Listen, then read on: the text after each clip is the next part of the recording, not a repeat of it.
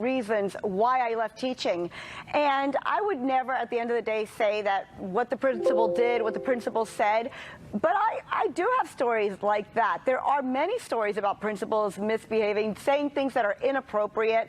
And when you leave teaching, you don't want to focus on that. You love the kids, you love the students. You don't want to bring that out. So I don't necessarily think she's lying about what happened to her.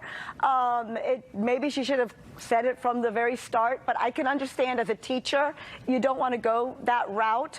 But there is a lot of discrimination in the classroom, and teachers are still not paid the same. Even men and women are not paid on the same scale. So I'm not thinking she's lying on this one, actually. Okay. Well, there are documents out there. People can read them and decide for themselves. I want to quickly get you both to weigh in on something that if Joe Biden is the nominee, obviously the president is going to continue to bring up questions about Hunter Biden's business dealings with Ukraine and China as well.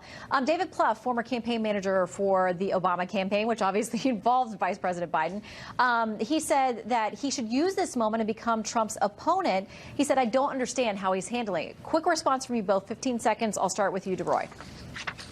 Yeah, I would think that Biden should be out defending himself, answering questions. He's basically been in hiding. Also, where's Hunter Biden? Nobody's seen him. He usually would have cameras in his driveway chasing the guy around. He's just basically invisible. Very odd.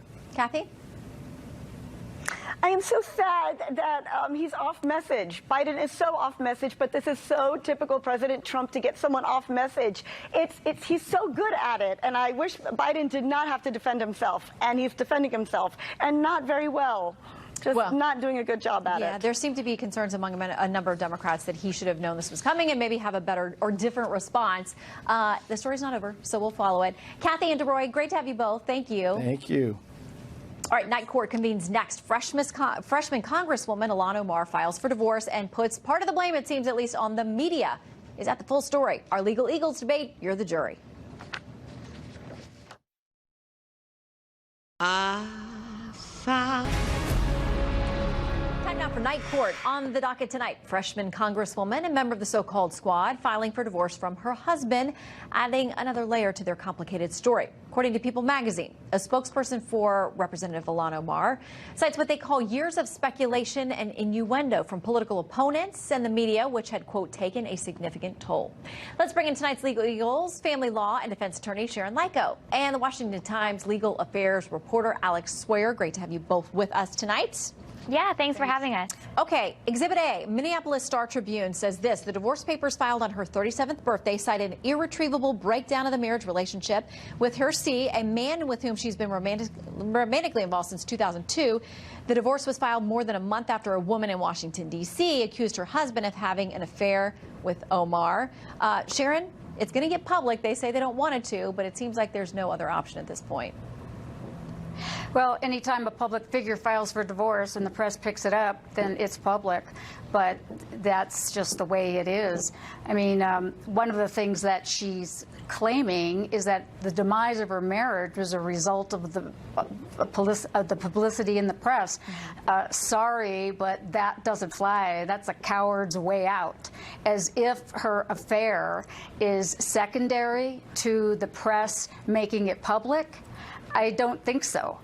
You know, if she messes in her own bed, she needs to sleep in it.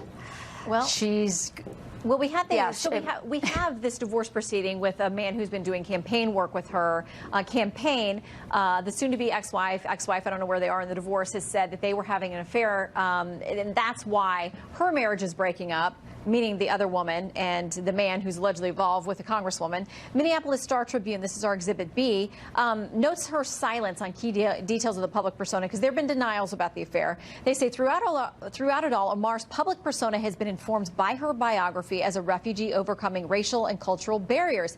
Yet she has insisted on silence on some key details. Alex, there's a lot there. There is a lot there, and I know we've seen over the past several months there's been questions posed to the Congresswoman as she's been walking on the street. She's remained silent. I do think that eventually there's going to be even more questions when the court hearing on this divorce happens later this month. It's an interesting situation. She did have to speak speak out about her marriage and her history.